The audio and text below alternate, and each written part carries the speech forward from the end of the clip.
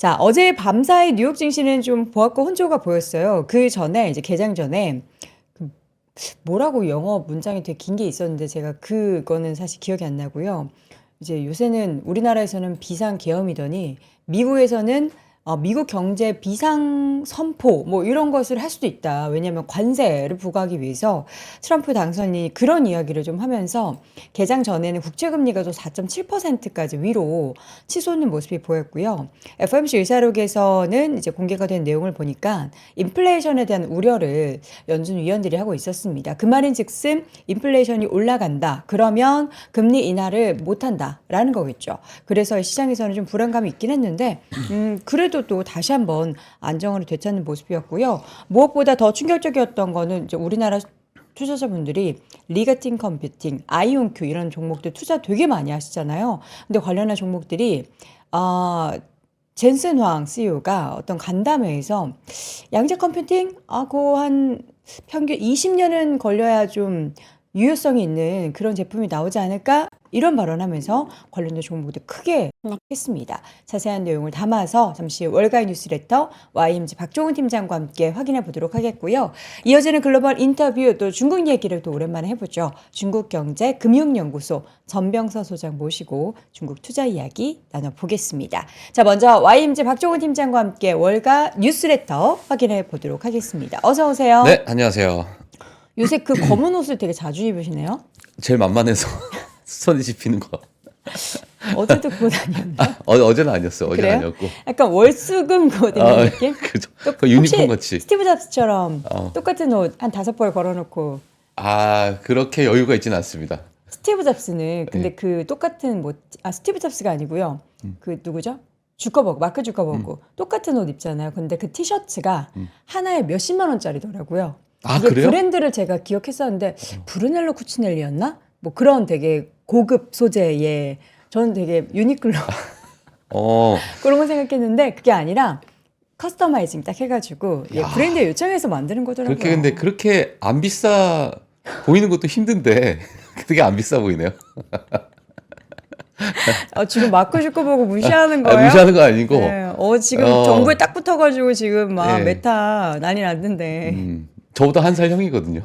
저랑 동갑이에요? 동갑. 우리 주커버그 친구하고 싶다. 친구. 위아 프렌드. 예. 동갑인가? 한 살 많은 거예요. 85년생으로 알고 있었는데. 85년생이요? 네, 그러면은 박종훈 팀장님이랑 동갑인 저랑 거죠? 동갑이고 84년 아니면 85년생인데. 제가 한번 찾아보도록 하겠습니다. 네, 마크 주커버그 나이가 또 논란이 될 수 있으니까. 그렇죠. 84년생이네요. 84년생? 저랑 친구. 예, 회장이네요, 이 친구는. 예.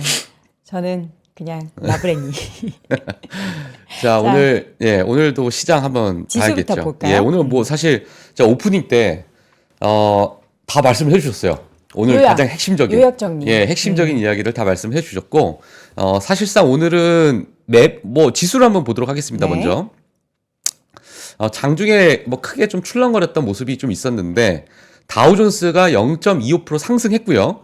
나스닥 0.06% 하락했고 S&P 500 0.16% 상승, 그리고 러셀 2000 지수가 0.45% 하락했다. 자, 그래서 지수를 보게 되면 사실상 오늘 그냥 약간 좀 쉬어가는 느낌? 그렇게 장중에 큰 변동성이 있었지만은 다시 좀 회복을 하는 그런 모습도 보였고, 그러다 보니까 오늘은 시장이 그렇게 크게 요동치지 않았던 그런 모습을 보이고 있지 않나라고 많은 개인 투자자분들께서 지금 방송 보시면 그렇게 보시겠지만 맵을 한번 보도록 하겠습니다. 맵을 보더라도 마이크로소프트 0.5% 상승했고요. 구글 0.6% 하락했고 메타 1.16% 하락했고요. 자, 그다음에 AMD가 조금 큰 폭의 하락 마이너스 4%대 팔란티어가 최근에 조금 조정을 주고 있죠. 맵을 한번 볼까요? 맵을 보게 되면 최근에 팔란티어가 너무 많은 이제 급등을 한 그 이후에 일부 조정을 좀 주고 있다. 너무 많다뇨. 적절한 상승이었죠. 적절한 상승이죠. 그렇죠. 한 12배 정도 오를 수 있는 가볍게 거니까. 오르는 거죠, 뭐. 그렇죠. 이름도 빨란 튀는 거잖아요. 네. 자, 그래서 팔란티어도 최근에 조금은 뭐 조정을 주고 있습니다. 마이너스 한 고점 대비해서 한 15% 정도가 하락을 하긴 했는데 오늘은 마이너스 2%대 하락을 했다라는 이야기가 좀 있었고, 자, 그리고 뭐 우버도 마이너스 1%, 뭐 그 외에 여러 이야기들이 좀 있습니다만, 뭐 전체적으로 그냥 빅테크가 조금은 쉬어가는 모습을 보였고, 나머지 기업들도 개별적으로 좀 움직였다. 이렇게 말씀을 드리도록 하겠습니다만, 개인 투자자분들께서 특히나 변동성이 정말 큰 테마주들은 오늘 폭락을 했습니다.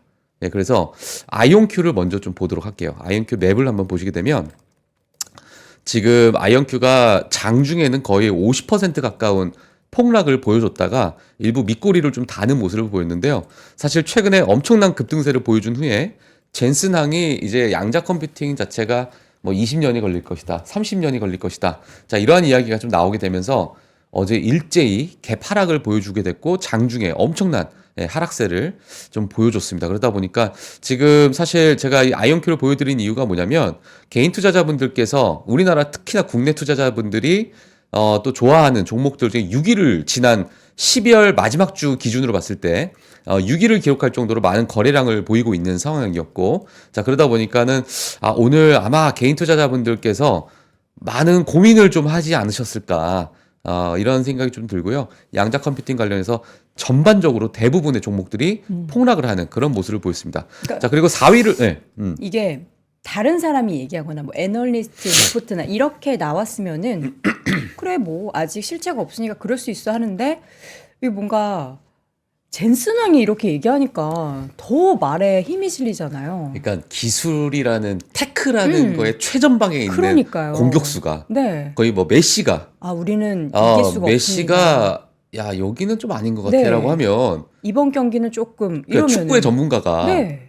아니라고 얘기하면은, 야, 이건 진짜 아닌가? 근데 젠슨왕이 본인의 그러한 영향력이 그만큼 큰 거를 알 거고, 이렇게 아이온큐나 리게팅 컴퓨팅이다 뭐 다른 관련한 기업들이 주가가 이렇게 올랐다라는 걸 모르지 않을 거란 말이에요. 그렇죠. 그리고 이제 젠슨항이 사실 본인들도 양자 컴퓨팅 기업들과 협업을 하고 있대요. 네. 실제로 지금 협업을 하고 있는 상황이긴 한데, 야, 이게 지금 상용화가 되려면 지금 상황에서는 이 기술력 자체가 상당히 좀 멀리 내다봐야 되는 그러한 이제 언급을 좀 하다 보니까 지금의 이제 주가 상승률이나 이런 부분에서 크게 이제 되돌리는 현상이 좀 있었다. 혹시 이러다가 갑자기 우리의 칩을 쓰면 20년을 2년으로 앞당길 수 있습니다. 막 이러는 거 아니에요?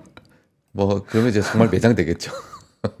자, 이렇게 발언할 분이 그러니까요. 아닌데. 그래서 사실 지금 개인 투자자분들께서는 아마 이 리게팅 컴퓨팅도 한번 보시면 이거 엄청나게 급등하긴 했어요. 사실 이게 와. 지금 1불대에서 20불대까지 이게 20배, 21배가 지금 넘어. 그러니까 지금 한 한 달 반, 2달 정도 사이로 두고 와. 20배가 뭐 22배가 올랐습니다. 이런 게 이제 급등 준 거죠. 예, 제대로 22배가 올랐다는 얘기는 정말 엄청난 급등을 보여줬는데, 이게 사실 뭐 22배 올랐으니까 뭐 30% 40% 정도야 뭐 조정 줄 수 있지. 근데 이제 고점 대비해서 50%라는 거는 고점 대비해서 반토막이라는 얘기잖아요. 맞아요. 한 번에. 예, 그러다 보니까 이걸 회복하기 위해서는 뭐 2배, 3배가 또 이 가격대에서 2배가 또 올라가야 되는 상황이다 그렇죠. 보니까 이게 정말 큰 어떤 변동성을 주는 그런 모습을 보였고, 아마 주가가 회복하기까지는 고점까지 만약에 어떻게 될지 모르겠습니다. 모르겠지만은 상당한 좀 시간이 조금은 더 걸리지 않을까? 뭐 이런 생각도 들기도 하고요. 네. 뭐 사실상 양자 컴퓨팅 관련해서 뭐 긍정적인 그런 이야기가 또 다시 쏟아져 나오게 된다면 뭐 또 빠른 속도로 회복할 수 있겠지만은, 어제 젠슨항의 그 발언 자체가 상당히 뭐 이 기업에 투자하셨던 분들은 뭐 크게 조금은 좀 상심이 좀 크셨을 거로 보여지고 있고, 앞으로 또 추이가 어떻게 될지 한번 지켜봐야 될 것으로 보여집니다. 네. 자, 그리고 또 우리 개인 투자자분들께서 또 최근에 관심이 있는 로보틱스 관련된 기업들, 뭐 최근에 많은 로보틱스가 있습니다만 가장 관심을 좀 받았던 게 뭐 아르베라고 읽기도 하고 아베라고 읽기도 하고 알브라고 읽기도 하고 뭐 하는데, 자, 이 기업이 이게 이스라엘 기업이에요. 이스라엘에 이제 본사를 두고 있는 기업인데, 이 기업 자체가 엔비디아랑 같이 또 협업을 한다라는 이야기가 오게 되면서 큰 폭의 상승을 준 후에 어제도 엄청나게 크게 빠졌습니다. 그러니까 갭 상승을 하고 나서 바로 폭락을 하는 그런 모습을 보였고, 오늘도 마찬가지로 뭐 마이너스 9%, 장중에는 뭐 마이너스 15%대까지 엄청난 변동성을 주고 있는 그러한 차트를 지금 보이고 있기 때문에, 뭐 물론 로보틱스 관련해서 이제 올해에 상용화가 되는, 그러니까 휴머노이드 로봇이 앞으로 발표가 될 것이다.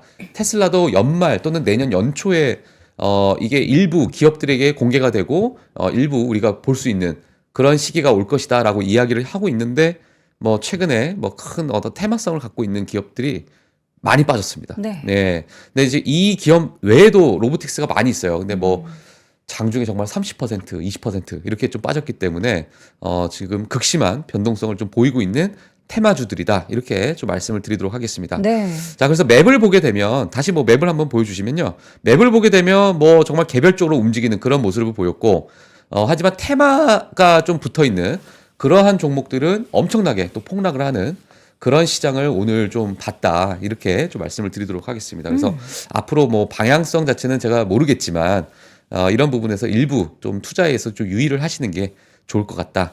또 이게 또 오늘 폭락을 했기 때문에 이게 일부 저점이다. 뭐 가격을 싸게 우리한테 또 내놓는 거다. 뭐 이렇게 또 보시는 분들도 개인 투자자분들 사이에서 있으실 텐데, 오늘 나오는 여러 가지 매크로 지표나 아니면은 뭐 트럼프 또 FMC 금리 정책 이러한 여러 가지 대외 변수들이 워낙 많기 때문에 이렇게 좀 실적이 없는 기업들, 특히나 테마 위주로 움직이는 기업들은 이런 대외적인 변수에 크게 움직일 수 있습니다. 그래서 투자를 하실 때는 정말 좀 유의를 해야 되는 그러한 상황이 아닐까라고 생각이 들고요. 사실상 1월 20일 되면은 트럼프 행정부 2기 행정부가 출범이 되는데 1월 20일 전후로 해서 내가 41개의 많은 이제 관세 정책이나 그 외에 많은 이제 정책들을 발표할 것으로 시장에서는 이야기가 좀 나오고 있어요. 트럼프 행정부에서. 자, 그러다 보니까 그런 관세 정책에 따라서 시장이 일부 또 크게 흔들릴 수 있는 그런 요인들도 분명히 있습니다. 그래서 지금은 어찌 보면 만약에 지금 시기에 투자를 하실 거면은 정말 실적으로 좀 탄탄하고 일부 밸류에이션 측면에서 어느 정도 좀 견고하게 좀 유지를 하고 있는 그러한 종목들 위주로 우리가 보는 게 좀 좋지 않을까. 이렇게 보여지고 있고요. 네. 자, 테마성이 있는 그런 종목들은 오늘 크게 변동성을 줬다. 이렇게 좀 정리를 하도록 하겠습니다. 네. 자, 그러면 헤드라인부터 먼저 열어보도록 하죠. 헤드라인 보도록 네. 하겠습니다. 자, 12월 FOMC 회의록이 발표가 됐어요. 자, 이 부분에 대해서 제가 요약을 간단하게 했는데요. 한번 같이 어떤 이야기들이 좀 나왔는지, 아마 뭐 앞서서 말씀을 잘 해주셨지만은 일부 인플레이션에 관련해서 크게 우려를 했던 그런 메시지가 있었습니다. 자, 그래서 이 부분 한번 같이 보시면 될 것 같고요. 자, 그리고 최근에 사상 최대 거래량을 기록한 나스닥이다.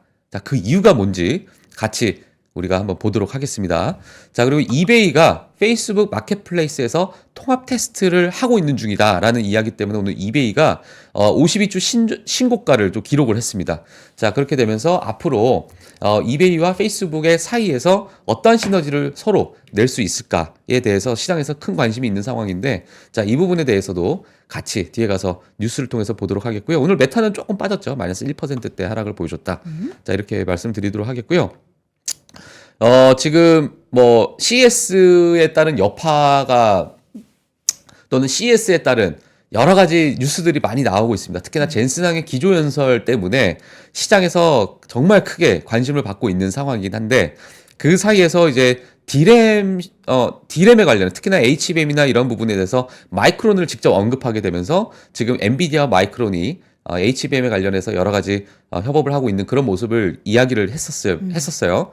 자, 마이크론이 싱가포르에다 HBM 공장을 또 짓는다라는 이야기가 좀 나오게 되면서, 자, 이 이야기도 제가 뉴스를 통해서 같이 좀 보도록 하겠고요. 네. 자, 그리고 자율주행 키워드, 이번 올해에 2025년 키워드 중에 하나는 자율주행일 것 같아요. 네, 제가 볼 때는 로보틱스보다도 자율주행이 좀 더 좀 앞서지 않을까. 둘이 이런 합해서 이제 옵티머스. 그러니까 뭐라고요? 옵티머스 있잖아요. 그 휴머노이드. 휴머노이드 로봇인데 원래 그 트랜스포머 거기에서 자동차로 나왔다가 로봇으로 번진하는 그 캐릭터 중에 옵티머스라고 있잖아요. 있어요. 옵티머스 프라임. 그러니까 두 개 합해서 로봇이랑 자동차 자율주행 같이 가는 거죠. 그래서 그런가? 그래요?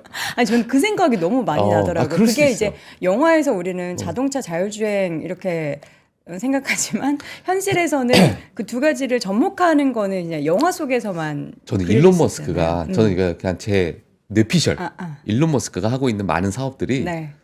영화를 보고 그 아이언맨. 아이언맨도 그렇고 네. 아이로봇이라고 예전에 그죠? 아이로봇 네, 기억나세요? 네. 윌 스미스 나오는 그 영화. 그 영화도 잘 만든 영화거든요. 정말 재밌게 봤는데 맞아요. 거기 나오는 휴머노이드 로봇이잖아요, 사실상. 그쵸. 그러니까 뭐 그런 거 화성을 가는 여러 가지 뭐 SF 영화도 많고 네.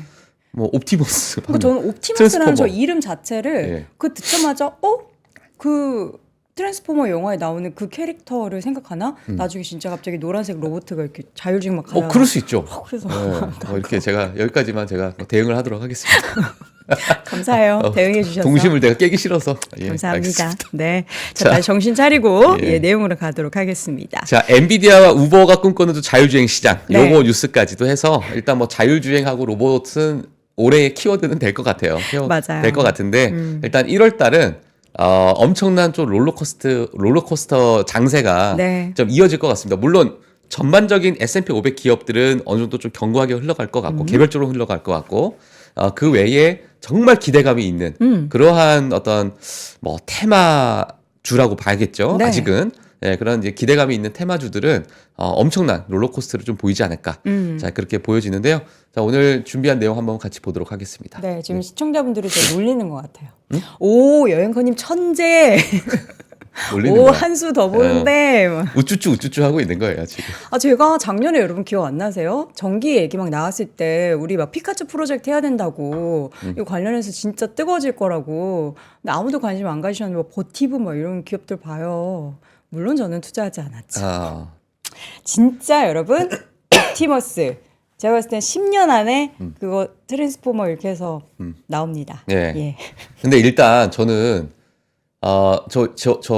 이름이 지금 마인드 플로우님, 네, 네. 마인드 플로우님, 트럼프 취임식 이후에 난리 날 수도 있다. 이렇게 어떤 지금 난리가 날까요? 이렇게 지금 글을 쓰셨는데 저도 개인적으로 그렇게 좀 보고 있어요. 관련한 산업이 미국 시장도 마찬가지고 관세나 이런 것들이 지금 우려하는 부분이 상당히 많잖아요. 많죠. 그러니까 부정적으로 보는 경제학자들도 많이 있고 자 그러다 보니까 이러한 부분에서 사실상 좀 과감한 투자를 하고 싶으신 분들은 좀 비중을 좀 많이 싣고 싶으신 분들은 트럼프 취임식 이후에 투자를 한번 하시는 게 낫지 않을까 이런 생각이 들어요. 한번 시장을 지켜보고 나서 그쵸.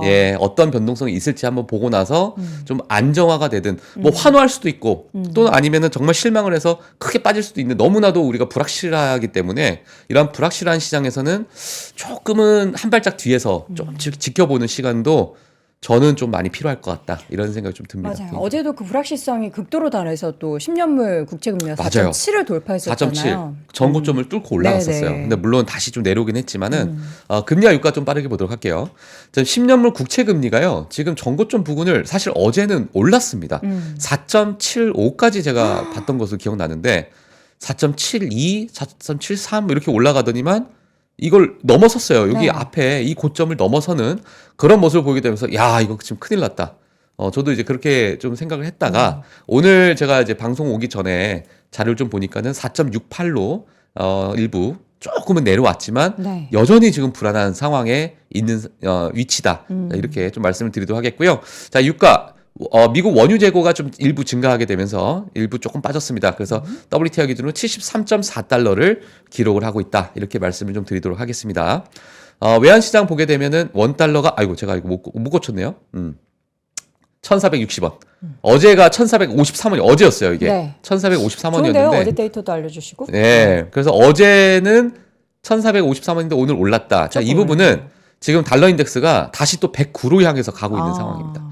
자, 그래서 뭐 원유 재고가 일부 좀 생각보다 늘어난 부분, 뭐 달러 인덱스가 또 늘어나는 부분, 뭐 이런 부분이 지금 뭐 유럽이나 여러 가지 시장에 대해서 좀 약간은 좀 압박을 줄 수 있는 그런 상황이다 보니까 달러 인덱스가 다시 또 튀어오르는 그런 모습도 지금 시장에서는 압박의 요인으로서 좀 나오고 있는 상황이고요. 자, 이러다 보니까 원달러도 다시 좀 튀어오르는 그런 모습을 지금 현재 외환시장에서 보여주고 있다. 네. 자, 이렇게 말씀을 좀 드리도록 하겠습니다. 네. 자, 기업별 소식 좀 빠르게 보도록 할게요.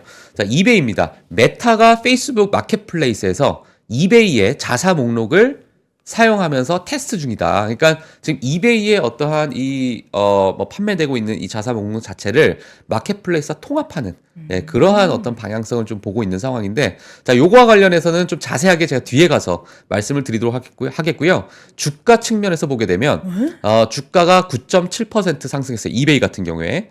물론 지금 더 크게 상승했다가 되돌렸습니다. 좀 주가를 일부 좀 되돌리는 상황이 있었는데 요건 이제 장중에 제가 썼던 부분이고요. 52주 신고가를 기록을 했습니다. 언제 자, 또 저렇게 올랐대요? 예, 그래서 사실 2023년, 4년 때는 좀 크게 빠졌어요. 주가가 이렇게 빠지다가 작년부터, 작년 한 중순, 뭐 2분기, 3분기, 2분기, 1분기 때부터 이게 지속적으로 좀 올라오는 그런 모습을 좀 보였었는데 지금 최근에는 이제 52주 신고가를 기록을 했다. 이렇게 좀 말씀을 드리도록 하겠습니다. 자, 그리고 다음 기업은 이 게티 이미지라는 기업인데요. 이게 이제 합병에 대한 이슈가 좀 있었습니다. 합병에 대한 이슈가 있었는데 마찬가지로 합병이 발표가 되고 나서 또 급등을 했다가 또 오늘은 또 급락을 했다가 최근에 테마에 관련된 작은 기업들, 중소형 기업들, 특히나 실적이 명확치 않는 그러한 기업들이 테마의 어떤 흐름을 타고 나서 주가가 상승했는데 그러한 주가 상승을 보여줬던 기업들이 오늘 대부분 좀 급락을 하는 그런 모습을 보였는데요. 게티 이미지도 마찬가지로 그러한 종목들 중에 하나였다. 이렇게 좀 말씀을 드리도록 하겠고요.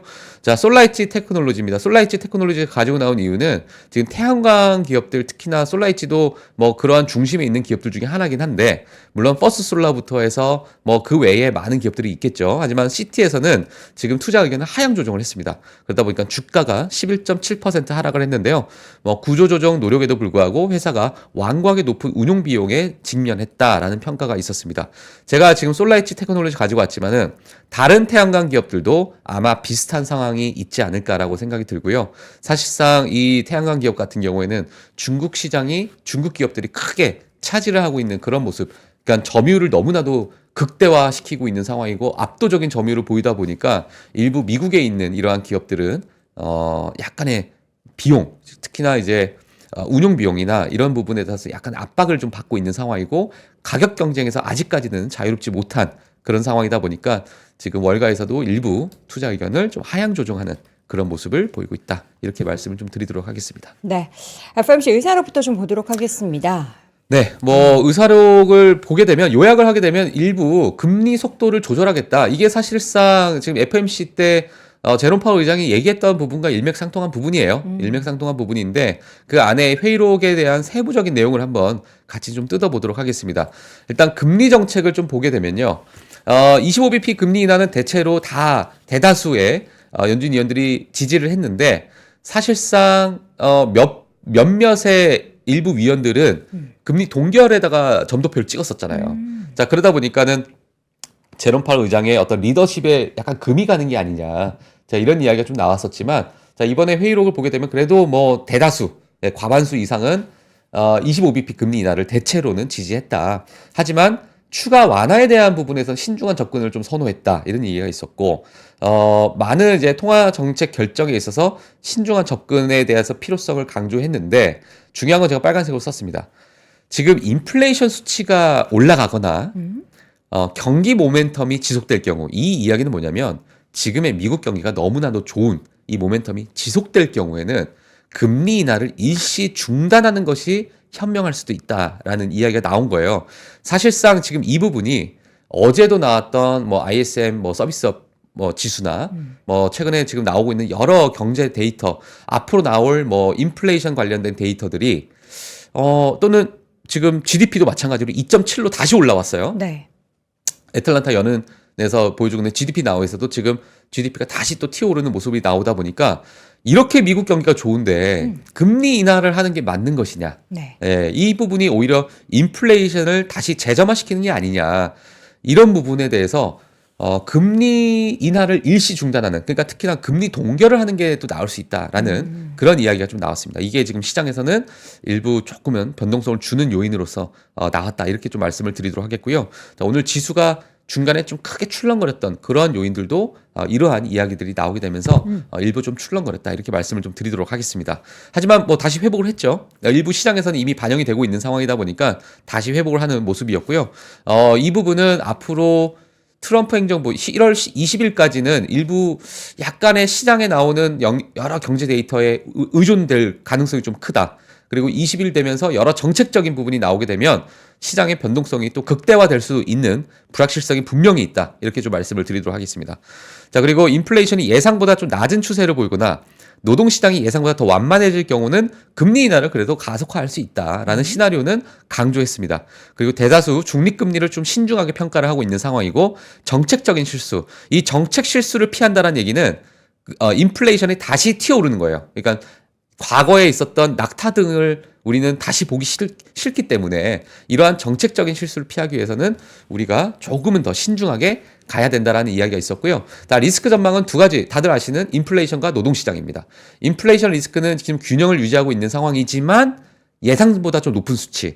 자, 노동시장 자체는 그래도 우리가 관리 가능한 수준이고 생각보다 실업률이 튀어오르지 않다 보니까 이렇게 급격한 악화는 좀 예상되지 않는다. 그러니까 리스크는 어느 정도 인플레이션만 우리가 조금 고민을 해봐야 되는 그런 상황이다라고 보시면 될 것 같고, 그리고 인플레이션의 진행 속도는 좀 둔화되어 있지만은 아직은 그 방향성은 하락세를 유지하고 있다. 이렇게 좀 이야기가 나오고 있는 상황이고요. GDP 성장이 지속될 것으로 예상을 하고 있지만 일부는 저소득 가구의 재정적 부담, 특히나 이제 크레딧 카드의 사용률이나 연체율 자체가 저소득 가구 같은 경우에는 정말 어마어마하게 급증했어요. 예, 그래서 그 연체율 자체가 급증하고 있는 상황. 그래서 그러한 이제 크레딧 카드나 여러 신용적인 부분에서 크게 압박을 받고 있는 저소득 가구가 있기 때문에 이 부분이 아마 경제의 일부 조금 발목을 잡는 요인이 될 수 있다라는 일부 이제 언급이 좀 있었습니다. 자, 그래서 같이 이 부분을 좀 체크해 주시면 될 것 같습니다. 여기서 이어서 요거까지 제가 말씀드릴게요. 제니 옐런 재무장관도 비슷한 이야기를 좀 했어요. 자, 오늘 최근 데이터에 따르면 금리 상승 경로가 예상보다 좀 높을 수 있다. 예, 상승의 경로가 예상보다 높을 수 있다는 얘기는, 자, 너희가 뭐 지금 50bp 또는 뭐 작년에는 100bp까지도 인하를 예상을 했었는데 이런 경로 자체가 예상보다 동결이 나올 수도 있고 너희가 예상하는 그 금리의 인하폭보다 오히려 높을 수 있기 때문에 우리 그 부분을 우리가 좀 체크를 해야 된다. 이야기가 좀 나오고 있고요. 지난 2달 동안 디스인플레이션에 대한 큰 진전은 없었지만 인플레이션이 하향 경로에 있다라고 여전히 확신하고 있다. 자, 그리고 이 장기 금리에 대해서 기간 프리미엄이 일부 이제 텀 프리미엄이라고 얘기를 하는데 정상화되기 시작했다라고 나왔습니다. 이 텀 프리미엄 자체가 일본 채권 시장이 좀 안정이 됐다라는 얘기예요. 과거에 지금 장단기 금리 역전이 일어났었고 이게 지금 정상화되고 있는 과정 속에서 일부 텀 프리미엄이 정상화되고 있다는 얘기는 채권 시장이 일부 안정세를 좀 찾아가고 있다. 이렇게 해석을 하시면 될 것 같습니다. 자, 그래서 이제 옐런 재무장관도 마찬가지로 인플레이션에 관련돼서도 이야기를 했었고 금리 상승 경로에 대해서도 언급을 했었다. 이렇게 정리를 하도록 하겠습니다. 네. 자, 이어서는 나스닥 시장에 대한 데이터 한번 보도록 하겠습니다. 139억 주라는 사상 최대 거래량.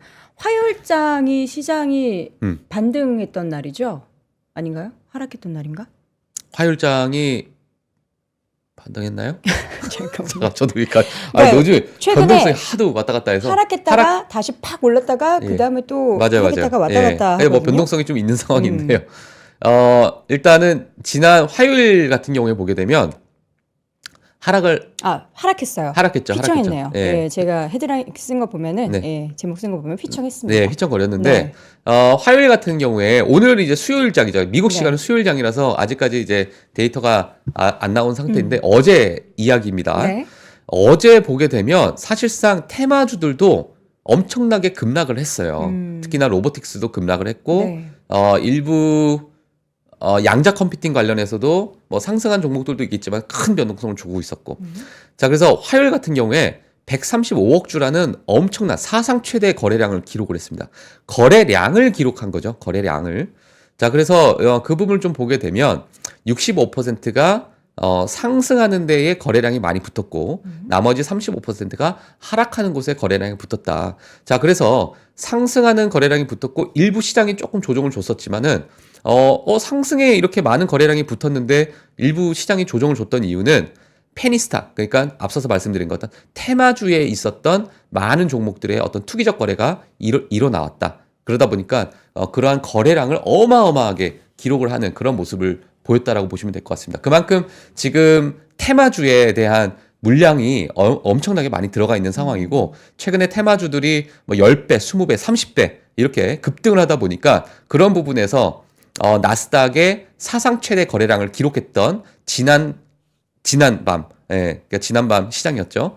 자, 그래서 그런 부분을 조금은 생각을 좀 해 보셔야 될 것 같고요. 그만큼 지금 테마주에 엄청난 변동성을 주고 있는 그런 시장이 이어지고 있다. 이렇게 말씀을 드리도록 하겠습니다. 오늘 거래량도 한번 체크를 해봐야 될 것 같은데 오늘도 아마도 엄청난 거래량을 좀 기록을 했을 것으로 보여져요. 물론 왜냐하면 양자 컴퓨팅부터 해서 그쵸. 뭐 일부 지금 테마주들이 엄청나게 좀 급락을 하다 보니까 이러한 부분에 대한 거래량이 엄청나게 또 급등을 하고 있다. 이렇게 좀 말씀을 드리도록 하겠습니다. 네. 자, 이어서는 다음 데이터.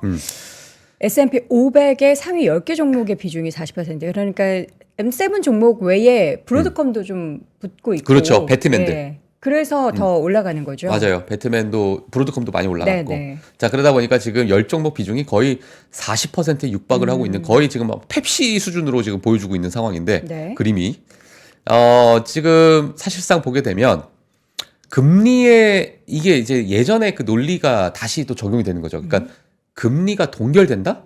또는 금리가 혹시나 재인상된다? 인플레이션이 안 잡힌다? 이런 얘기가 되면 결국에는 약간의 빅테크, 현금 흐름이 좋은 필수 소비재의 성격을 갖고 있는 빅테크로 일부 종목들이 넘어갈 수도 있고 해치를 하기 위해서 네. 자 그러한 상황이 나올 수도 있기 때문에 과거에 중소형 기업들이 금리 인하 시기에서는 우리가 조금 기업의 실적이 일부 완화되지 않을까, 좋아지지 않을까라는 기대감이 있다 보니까 중소형 기업들이 11월 달에는 좋았어요. 근데 12월 달에는 중소형의 러셀 2000 지수가 다시 내려왔습니다. 1월 지금 5거래일 정도가 됐는데 5거래일 동안에도 마찬가지로 러셀 종목들이 크게 변동성을 주고 있는 상황. 자, 이런 상황 자체는 금리 인하에 대한 폭이 생각보다 크지 않을 것이다. 결국에는 무슨 얘기냐? 다시 빅테크로 넘어가는, 그러니까 약간의 안정적인 그러한 빅테크 선호하는 그러한 어떠한 매물이, 어떠한 그런 매수세가 좀 넘어가고 있지 않나 이렇게 좀 보여지고 있고요. 자, 그러다 보니까 지금 상해 10개 종목이 벌써 비중이 40%에 육박하는 쏠림 현상이 다시 또 나타나고 있다. 이렇게 좀 말씀을 드리도록 하겠습니다. 자, 이러한 변동성 자체는 앞서서 뭐 같은 얘기를 반복하겠지만은 뭐 트럼프 정책에 따라서 또는 FOMC가 어떻게 나오는지, 특히나 경제 데이터, 경기 데이터나 인플레이션 데이터가 어떻게 나오는지에 따라서 변동성을 좀 줄 수 있기 때문에 지금 상황에서는 약간은 우리가 좀 지켜봐야 되는 그런 시장이 아닐까 이렇게 좀 보여지고 있고요. 네. 특히나 뭐 빅테크를 지속적으로 투자하고 계신 분들은 뭐 크게 변동성 없이 또 유지하고 있는 그런 어떤 주가를 보실 수 있다 이렇게 말씀을 좀 드리도록 하겠습니다. 네. 네. 시장 심리 지표도 한번 보도록 하죠. 모건 스탠리에서 나온 자료인데 저게 이제 빨간색으로 내려가는 거 뭔가 안 좋은 건가요, 저게? 맞아요. 요 밴드에서 보게 되면은 뭐 파란색이 굳이 우리가 뭐 문제죠. 보게 되면 RSI라는 여러 가지 그 시장 지표를 네, 네. 많이 보시잖아요. 매매하시는 분들. 네.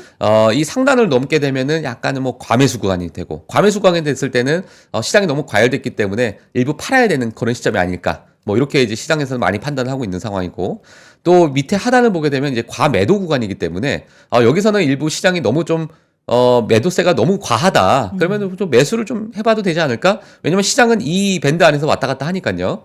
자, 근데 지금 상황에서는 시장 심리 지표 자체를 봤을 때는 모건 스탠리에서 제공하는 이 지표인데 많이 내려온 상태입니다. 자, 이 내려온 상태라는 것은 1월 달 들어서 여러 시장의 불확실성이 분명히 지금 내재돼 있는 상황이다 보니까 일부 좀 차익 실현하는 그런 매물들이 분명히 나왔었고 테마주들도 마찬가지로 크게 변동성을 주고 있기 때문에 시장 심리 자체가 지금은 좀 내려와 있는 상태고요. 물론 이 시장 심리 자체가 뚫고 더 내려갈 수도 있죠. 네. 더 내려갈 수도 있고 아니면 여기서 또 반등할 수 있겠지만 자, 그 부분은 우리가 뭐 어디가 바닥이고 어디가 뭐 고점이고 이런 우리가 전혀 판단할 수가 없는 상황이지만 지금 상태가 시장이 약간은 좀 압박을 받고 있는 상태구나. 요렇게 우리가 좀 체크를 해주시면 될 것 같고요. 자, 이러한 모멘텀이 뭐 지속적으로 좀 이어질 수도 있습니다. 자, 그래서 같이 좀 체크를 해주시면서 일부 뭐 신규 매수를 또 보시는 분들은 이게 좀 안정화가 되고 나서 지켜보시는 게 좀 좋지 않을까. 저 개인적으로 그렇게 보고 있어서 네. 이 모건 스탠리에서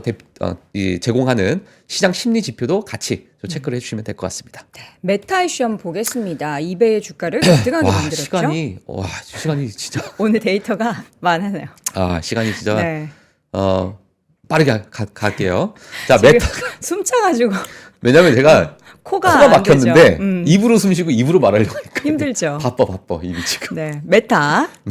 이 통합 바빠요. 테스트가 뭘까요? 그러니까 지금 이베이에서 하고 있는 이 어떻게 이커머스, eBay의 이런 생태계를 페이스북 마켓플레이스에서 넣어서 통합을 해서 일부 좀 그냥 가겠다. 바로 연동하게 연동한다는 해주는 얘기예요. 거군요. 연동한다는 보통 얘기인데. 페이스북은 네.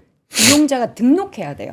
제가 해봤거든요. 제가 음. 쇼핑몰을 가지고 있으면 그것을 연동해서 URL을 쓰고 해야 되는데 그냥 이베이 거를 내가 만약에 로그인해 있으면 통째로 가지고 오는 거죠. 맞아요. 유튜브처럼 하겠다라는 거네요. 유튜브가 지금 우리나라에서 카페24랑 연동해가지고 예. 클릭하면 바로 연동돼서 제품들이 예, 근데 뜨거든요. 우리가 이제 카페24로 들어가서 거기서 이제 네, 이제 그러니까 사잖아요. 네.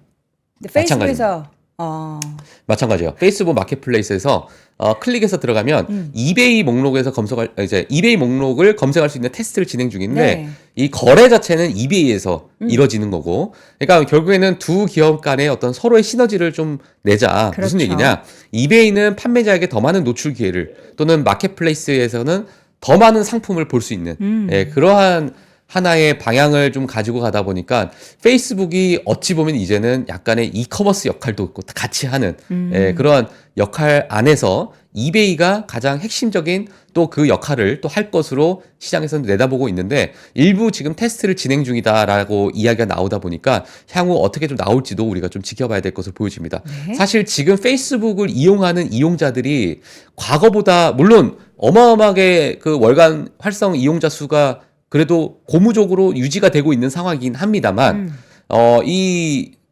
성장성을 봤을 때는 어느 정도 약간 둔화가 된 부분도 없잖아 있기 때문에 새로운 유입자를 위해서는 이러한 다양한 어떤 시도를 지금 페이스북 입장에서도 하고 있는 상황이 아닐까. 자, 그러한 상황에서 이베이라는 기업과 같이 통합 서비스를 우리가 지금 테스트를 하고 있다라는 이야기가 나오게 되면서 향후 이러한 월간 활성 이용자 수가 어떤 영향도 미칠지도 페이스북 또 메타에 있어서 같이 좀 체크를 해보시는 것도 어떤 시장을 바라보는 관점에서 또 중요할 것 같고요. 이 부분도 한번 체크를 좀 해주시면 될 것 같습니다. 네. 자, 그리고 마이크론에 관련되는 건데요. 이것도 뭐 짤막하게 하고 넘어갈게요. 싱가포르에서 이제 70억 달러 규모의 HBM 패키징 시설을 착공하겠다라는 이야기가 나왔습니다. 그래서 마이크론이 사실 지금 HBM에서 어찌 보면은 엄청난 광폭 행보를 좀 보이고 있는 상황이고, 엔비디아 젠슨항이 어제도 마찬가지로 마이크론을 좀 언급하게 되면서 시장에서 크게 관심을 좀 받고 있는 상황이고요. 또 SK 하이닉스도 가장 큰 점유율을 차지하고 있기 때문에 HBM에 관련된 뉴스를 좀 보시는 분들도 같이 좀 체크를 해주시면 될 것 같습니다. 자, 2026년에 가동을 시작한다고 해요. 그래서 2027년에 전체 용량을 좀 확장할 계획이다. 그래서 10년간 걸쳐서 70억 달러를 투자하겠다. 이러한 이야기가 나왔고, 뭐 다들 아시는 글로벌 AI 반도체 칩을 위해서 여러 가지 그런 부분에 지원을 하고 있다. 이렇게 좀 보시면 될 것 같습니다. 네.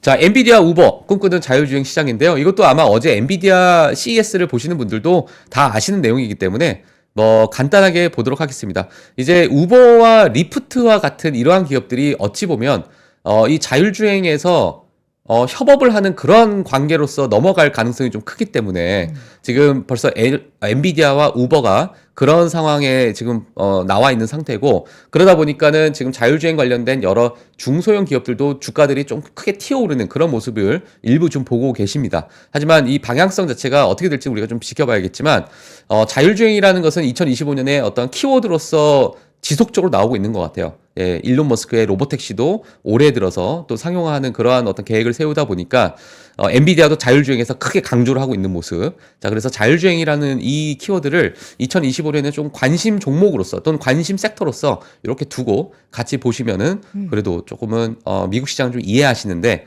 도움이 되실 것 같고요. 지금 엔비디아의 이러한 코스모스 플랫폼을 통해서 AI에 관련된 이런 학습을 통한 자율주행 개발을 지원하는 데 초점을 두고 있다. 여기서 우버의 생태와 같이 협업을 통해서 이런 부분을 더 시너지 효과를 내겠다. 자, 이렇게 보시면 될 것 같습니다. 자, 그래서 뭐 그런 내용도 한번 보시면 될 것 같고, 이런 내용들도 필요하신 부분들은 한번 읽어보시면서 같이 자율주행의 시장을 이 우버 CEO가 어떻게 보고 있는지, 또는 뱅크 오브 아메리카의 애널리스트가 어떻게 보고 있는지 같이 또 체크를 해 주셔도 될 것 같습니다. 네, 이렇게 해서 오늘 코가 막혀서 호흡이 부족한 우리 감기 조심하셔야 돼요. 박종훈 팀장이 안 나아요, 잘 감기가. 그래요? 예, 계속 목도 안 걸리는구나. 그러면 네. 이런 거 어때요? 우리가 지금 소개해드릴 제품이 하나 있는데 이 보면은 되게 고급스럽죠. 네. 이게 백자 에디션이래요. 약간 백자 백자. 느낌. 저는 약간 이렇게 무광이 돼서 이렇게 전자제품 나오는 거를 처음 보는데 굉장히 고급스럽고 이제 브랜드 쿠첸 제품입니다. 이 뉴 프리미엄 심플 백자 에디션이라는 거고 6인용 밥솥인데요. 저희가 제품 1개랑 압력 고무 패킹 1개 추가 증정해 드립니다. 이것도 추가 증정해 드리는 것도 13,000원 상당인데 원래 가격은 26만 원대입니다. 그런데 저희가 14만 8,000원에 무료 배송까지 서비스를 해 드리고요. 뭐 주방의 품격을 좀 업그레이드 할 수 있는 그런 디자인의 제품인데 여기를 이제 쫙 이렇게 해서 돌려서 열어보면은 저희가 함께 오늘 소개해 드릴 지금 건강 안 좋을 때는 전복만한 게 없죠. 특대 사이즈의 완도산 전복. 사실 우리가 손질하기 너무 어렵잖아요. 다 손질했습니다. 이빨까지 다 빼놓고 손질해놨기 때문에 살짝 데워서 드셔도 되고 구워서 드셔도 되고 아니면 전복밥을 쿠친 밥솥에다가 해 드셔도 너무나 좋겠습니다. 우리 박종원 팀장 이거 하나 드려도 되나? 드려도 되죠. 하나 드려서 우리 감기 한 개요? 아니면 6개 팩을요? 이거 하여튼 뜯어서 한 개. 6개 드리겠습니다. 집에 가서 전복밥 드시고 꼭 예. 감기 나으시길 알겠습니다. 바랍니다. 자, YMG 박종훈 팀장과 함께했습니다. 고맙습니다. 네, 고맙습니다. 삶의 격을 높이는 9가지 지혜를 함께 나눕니다. 위즈덤 칼리지 시즌 2 영상 아래 링크를 클릭하시면 자세한 내용을 확인하실 수 있습니다.